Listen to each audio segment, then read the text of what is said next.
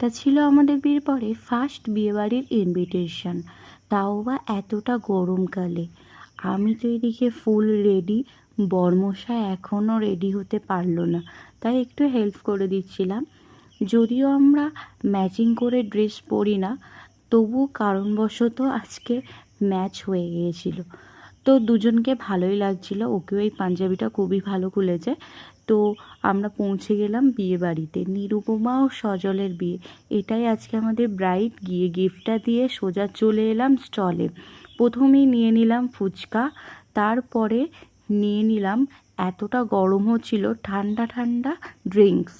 তারপরেই চলে গেলাম পকোড়ার দিকে। পকোড়া নিয়ে সোজা চলে এলাম মেন কোর্সে। বসে পড়লাম আমরা ও আমার বরের বন্ধুর বউ। তারপরেই বসে পড়ে দিয়ে গিয়েছিল ওরা ফার্স্টেই ডিমের table, salad, chana masala, radhaballavi and fried rice, chicken কষা, চাটনি, পাঁপড়, মিষ্টি, আইসক্রিম, পান মশলা। তারপরে খেয়ে দিয়ে রাত হয়েছিল, বাড়িও চলে এলাম। গুড বাই, আজকের মতো টাটা।